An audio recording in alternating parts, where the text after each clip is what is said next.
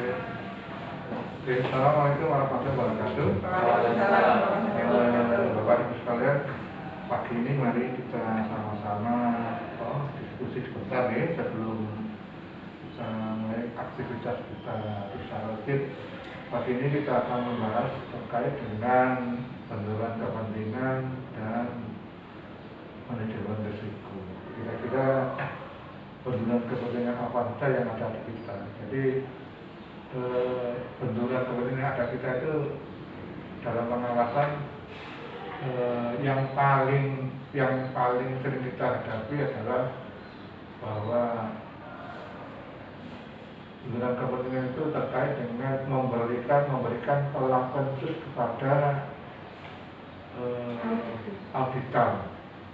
Itu bisa terjadi karena mungkin adanya hubungan keluarga, mungkin yang kita ada hubungan keluarga, atau mungkin karena faktor-faktor tertentu.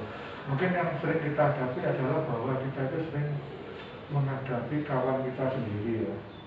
Nah kira-kira saya ingin mengetahui teman-teman sekalian ketika kita menghadapi teman sendiri itu seperti apa misalnya. Misalnya mungkin Mas Andi bisa cerita ketika kita mengaudit kawan sendiri itu gimana sih, apakah ada perasaan? Kalau kita mau mengaudit di tempat yang ada hubungan keluarga, insya Allah sudah saya antisipasi pada saat kita penuh kader, katanya tidak mungkin terjadi. Cuman yang sering kita hadapi adalah kita mengaudit di tempat sendiri. Ini kan artinya ada potensi memberikan perlakuan khusus. Nanti saya mohon kawan-kawan bisa mengungkapkan perasaannya pada saat itu. Ngomong Mas Andi. Baik, terkait dengan audit teman kita sendiri Pak ya. Karena kita bekerja di rumah sakit jiwa, otomatis semua pegawai yang berada di rumah sakit jiwa ini kita anggap sebagai teman sendiri. Ya tentu saja kita punya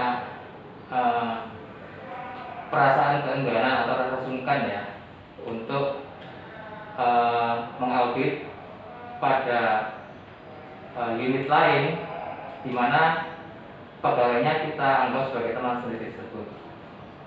Solusinya adalah ya kita kedepankan rasa profesionalisme kita sebagai seorang auditor. Jadi kita harus mengesampingkan rasa itu. Kemudian selain benturan kepentingan untuk audit terhadap teman sendiri tersebut, kita juga dihadapkan sebenarnya banyak juga jenis-jenis yang bisa dihadapi, misalkan benturan kepentingan terhadap keluarga sendiri yang berada di sini, atau kalau kita misalkan berdagang juga kita berhadapan dengan customer kita sendiri, misalkan seperti itu juga merupakan salah bentuk benturan kepentingan sebagai seorang auditor. Mungkin seperti itu Pak. Oke. Saya ingin juga mendengarkan dari Mbak Diana, kira-kira pada saat ngaudit teman sendiri itu perasaannya bagaimana dan bagaimana cara menghilangkan rasa ilfil dan seterusnya.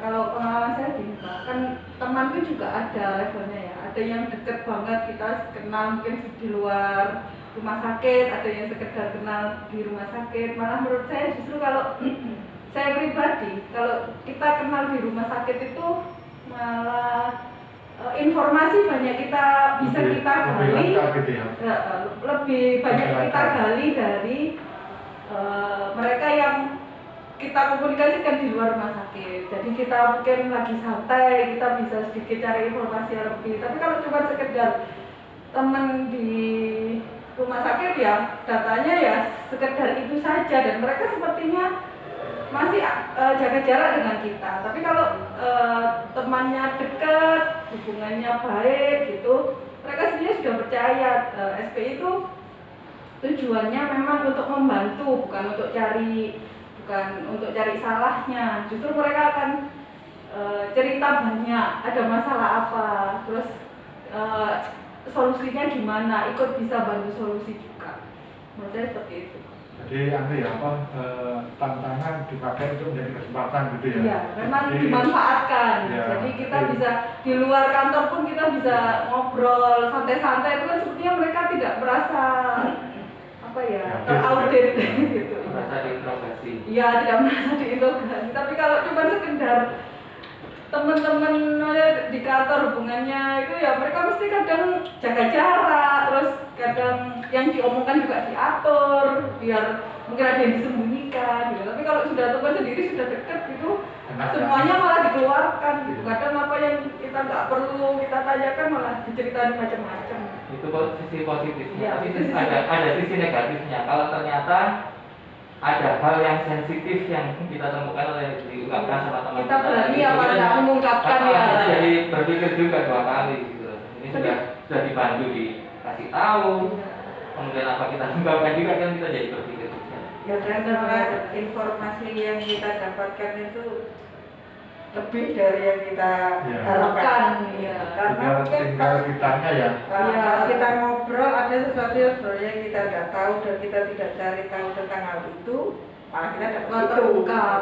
Tapi kadang juga jadi diungkapkan apa enggak gitu kan, kita sudah dikasih tahu macam-macam terus jadi diungkapkan apa enggak Akhirnya kayak jadi beban juga. Iya, akhirnya jadi Sudah terlanjur. Tapi sebenarnya intinya begini, bahwa tujuan kita itu untuk membantu memperbaiki kinerja mereka. Sebenarnya nggak masalah juga, tapi memang harus kan memang kita harus menghilangkan perasaan seperti itu. Jadi memang ada plus minusnya kedekatan itu ya. Tapi bagaimana kita memanfaatkan kedekatan untuk demi perbaikan mereka sendiri sebenarnya. mungkin bisa kalau kayak gitu diskusi dua belah pihak memang Pak. Jadi Bahkan ini tidak semut kemungkinan mereka nanti akan curhat apa macam-macam ya. Akhirnya tentang kegiatan mereka bagaimana supaya bisa lebih baik untuk lebih maka lebih bagus sebenarnya kita bisa mendapatkan fakta yang sebenarnya sehingga nanti rekomendasi kita itu tidak bias. ya, termasuk solusinya kan kadang Ya. mereka lebih paham gitu loh yang apa yang mereka perlukan. Ya. Kemudian yang lain mungkin barangkali kita apa itu yang resiko. Karena memang ada mitigasi, Pak. Hah? Belum dimitigasi tadi ya. Mitigasinya sebenarnya itu kan apa? Kalau berdekatan dengan keluarga nggak mungkin sudah saya antisipasi di awal gitu ya. Kalau sebenarnya sama keluarga kita sepakat untuk tidak audit. Kalau customer misalkan saya katakan saya jualan ke pegawai di RSC padahal mereka auditi juga. Itu apa yang harus saya lakukan kan gitu ya. Apakah saya membatasi diri untuk tidak berjualan di RSC karena saya sebagai seorang auditor atau gimana? Ya sebenarnya itu kita membuatkan integritas kita sendiri sebenarnya. Jualan maksudnya seperti apa gitu? Misalnya Mas Adi jualan sesuatu. Oh gitu. Ya, Terus yang diaudit ternyata customer-nya Mas Customer Adi. juga. Ya itu kan artinya kembali ke kita, ke integritas kita sebenarnya ya. Jadi niat kita seperti apa? Kita harus dapat, kita sebagai auditor harus profesional, harus yang membedakan mana untuk kepentingan bisnis, mana untuk kepentingan untuk melakukan tugas bisnis. Kita harus bisa membedakan itu. Dan itu memang tidak mudah, tapi memang harus dilatih. Dan yang kedua, lapis kedua nanti hasil audit sama-sama nanti kan kita review sama-sama, nanti akan kelihatan bahwa di situ ada enggak kepentingan itu, nanti akan kelihatan itu. Jadi nanti lapis keduanya seperti itu. Jadi yang pertama itu masing-masing kembali kepada integritas masing-masing. Yang kedua nanti hasilnya itu kan kita diskusikan bersama. Jadi akan kelihatan nanti hasilnya itu apakah ada sesuatu atau enggak kan gitu. Dan kita sudah punya apa ya? Program PKPT apa namanya itu? Program kerja audit PK nanti akan kita sesuaikan dengan PKI cocok enggak? Artinya PKI itu kan kita susun di awal dan terus sama-sama. Jadi dikontrol bersama. Ya, kontrol bersama itu lebih dikontrol secara berkelompok. Ya. Biar bagaimanapun yang namanya benturan kepentingan tetap akan mempengaruhi pendapat profesional masing-masing individu. Jadi kontrolnya adalah kontrol tim gitu kan. Itu kan gunanya dalam bentuk tim itu ya. Ya. Oke, yang lainnya. Jadi yang kedua ya dengan gratifikasi, dengan risiko. Kira-kira risiko apa yang paling sering di pekerjaan kita itu ya? Karena pekerjaan kita ini kan istilahnya kan pengawasan. Jadi risiko apa yang paling jelek yang kita hadapi itu? Risikonya adalah kalau hasil temuan kita atau audit kita itu tidak bisa secara objektif ditanggapi secara profesional misalkan oleh atasan langsung kita gitu. Jadi mengakibatkan mempunyai pandangan yang negatif terhadap auditor seperti itu Pak. Itu salah satunya kalau menurut saya. Ya, jadi kalau risiko pekerjaannya ya Pak, pada saat kita mengaudit kadang ada auditan yang kurang memahami dengan profesi kita. Misalnya kita kan bekerja secara profesional berdasarkan misalnya kalau kita mengaudit A, kita pakai aturan yang terkait dengan A, B, C, D gitu ya.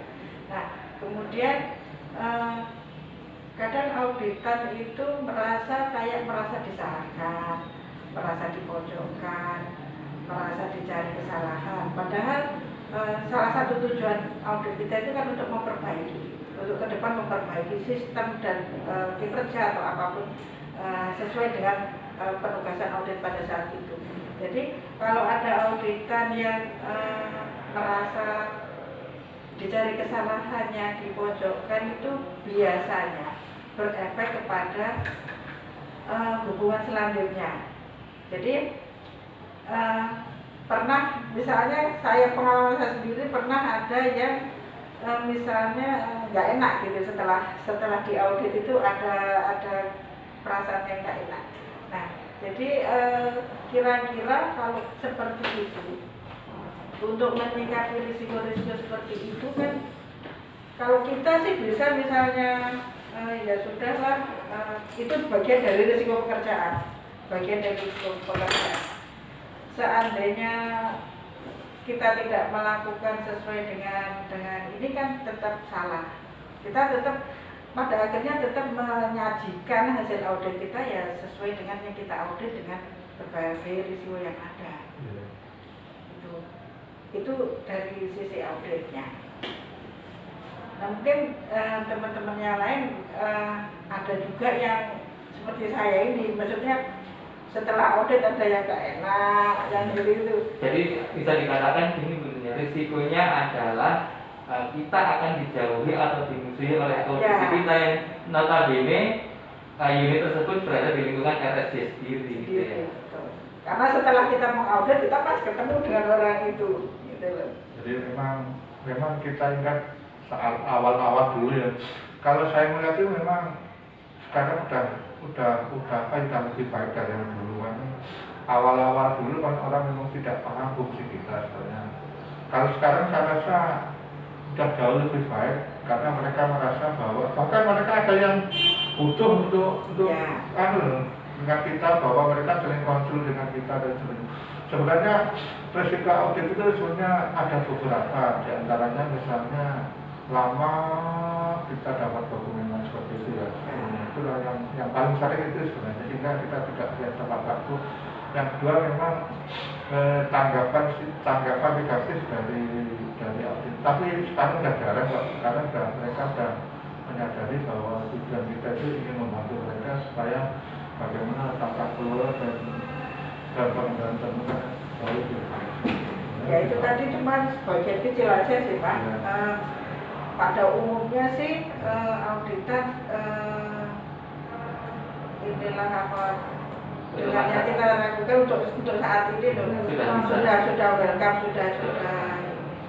sudah paham lah dengan apa yang kita lakukan dan tujuan apa yang kita lakukan itu sudah paham. Sudah merasa terbantu Ya. Walaupun ditanyain macam-macam, dimintai data macam-macam, tapi sebenarnya mereka sudah terbantu. Ya. Jadi lebih baik gitu pekerjaannya. Tinggal sekarang karena dengan adanya kesadaran mereka, tinggal sekarang bagaimana kita mengasah pengetahuan kita tentang hal-hal yang sekarang mereka, karena mereka sudah mulai percaya dengan kita harus juga sebaliknya harus punya kemampuan lebih dari mereka sekarang. Itu yang mungkin yang jadi risiko ya. Kemudian terkait dengan pelayanan prima ya. Gratifikasi. Iya, gratifikasi. terkait suap ya, suap itu sebenarnya kalau kita jarang sekali kan di suap itu ya, karena kita kan lebih banyak audit di USP gitu sebenarnya, rasanya kecil sekali mereka kita. Kayaknya ini Pak, kalau misalnya gratifikasi itu kan gratifikasi yang ke kita Ya. yang karena ke suap. Ya. Kayaknya mereka juga tidak akan berani lah Ya. ngasih kita Pak, karena ya pada umumnya mereka tahu bahwa Ya. itu tidak Bukan ke kita sebenarnya, ya, bukan ke kita ya. Dan yang pasti kita nggak bakalan terima. Tapi kalau kemungkinan kan segala sesuatu masih tetap ada. Ya, tetap harus diantisipasi lah. Terutama yang tadi sudah sebelumnya kita diskusikan, seperti yang tadi bilang, misalnya dari wajib lapor gratifikasi bisa mengurangi nilai gratifikasi, kemungkinan minta dikurangi nanti ngasih sesuatu. Tapi itu kan masih kemungkinan risiko ya, dari rekanan yang kita audit atau ULP atau audit juga bisa saja kan Pak. Tapi selama ini masih belum. Dan tidak Semoga terjadi. tidak pernah terjadi di sini. Alhamdulillah selama ini nggak pernah terjadi, tapi nggak tahu yang di tempat lain juga. Ya. Kemudian yang lain adalah masalah pelayanan terima kita. Jadi kita ini kan memberikan pelayanan pengawasan ya, artinya harapkan kita itu bisa mampu untuk meningkatkan tata kelola, terus penguatan terhadap pengendalian lingkungan. Maka untuk pelayanan kita ke depan itu kita bisa menjawab ketika mereka kan sering konsul ke kita ya, sering ya, dan beberapa yang sering. Nah, pelayanan kita itu seharusnya kita mampu memberikan syarat-syarat modal mereka sebenarnya, intinya pelayanan terima kita itu. Jadi bagaimana kita menempatkan diri sebagai mitra mereka, bagaimana kita menempatkan diri kepada mereka pada saat mereka butuh tentang sesuatu yang bagi mereka mungkin belum jelas, sehingga mau tidak mau kita selalu harus siap, selalu harus meningkatkan kemampuan kita agar kita menjadi betul-betul menjadi mitra mereka di saat mereka butuh kepada kita. Mungkin barangkali ada yang lain kira-kira pelayanan terima kita itu apa? Kita setuju sama Pak Mudorun. Jadi kita juga sebagai bagian dari problem solving buat mereka ya. Ya. Dari sisi pengetahuan, penyelesaian pekerjaan buat mereka. Terus yang kedua juga yang penting menurut saya adalah kita harus bisa membangun trust gitu, kepercayaan gitu, dari warga Civitas Hospitalia di RSC ini. Sebab kalau kita memberikan saran, rekomendasi atau saran supaya disiplin dan sebagainya, tapi kita tidak melakukan atau kita melakukan penyimpangan di RSC ini, kepercayaan yang sebenarnya diharapkan dari Civitas Hospitalia akan runtuh seperti itu. Jadi kita muspro itu, percuma apa yang kita lakukan. Mungkin salah satunya adalah kepercayaan itu Pak menurut saya. Mungkin itu menarik masalah kepercayaan, mungkin terkait dengan hasil survei kita kemarin Mas, mungkin yang perlu kita lakukan bahwa bagaimana membangun kepercayaan. Salah satunya misalnya selama ini mungkin ada yang mengatakan bahwa kita melakukan pengaduan tidak ditindaklanjuti seperti itu di kuesionerasi. Mungkin barangkali misalnya begini, ada pengaduan masuk, kemudian mungkin kita umumkan bahwa bulan ini ada satu yang masuk tapi sudah diselesaikan apa seperti itu ya, sehingga mereka percaya bahwa benar-benar pengaduan mereka telah ditindaklanjuti. Salah satu contohnya menjadi seperti itu ya. Itu kan salah satu termasuk tas membangun tas kepercayaan sebenarnya itu. Mungkin nanti kita pikirkan bagaimana cara kita mengumumkan bahwa mereka itu pengaduan mereka betul-betul kita tindaklanjuti, sehingga mereka tahu bahwa yang mereka adukan itu akan ditindaklanjuti, sehingga ketika menemukan sesuatu yang penyimpangan mereka tidak akan segan-segan untuk melaporkan seperti itu. Mungkin seperti itu ya. Mungkin ada Mungkin modal ini lain. aja, dilakukan ini aja Pak, setiap bulan ada diumumkan gitu ya. kita umumkan, dipublish bahwa misalnya hari bulan ini ada pengaduan, kemudian bulan berikutnya ada pengaduan, kemudian dipublish sudah ditindaklanjuti, masih dalam proses atau sudah selesai disampaikan tanpa menyebutkan identitas si materi pengaduannya gitu ya. Nanti bisa kita pertimbangkan yang akan Bisa di grup WA-nya pegawai itu loh Pak. Ya di bagusnya nanti bisa di-share di grup, dipasang di mana kayak di dekat itu ceklok itu kan ada juga yang ke pos langit tempel itu yang bisa dilihat orang lah yang mudah diakses oleh. Bisa secara hard copy atau secara soft copy kita sekarang. Ya, biar karena saya rasa tanpa mereka percaya ke kita, mereka tidak akan ngadu. Karena ya itu tadi, bagaimana mereka mengadu kepada orang yang tidak dipercayai. Mungkin untuk pagi ini cukup sekian, mungkin nanti kita akan bahas di lain waktu karena kita juga mau ada kegiatan lain. Oke.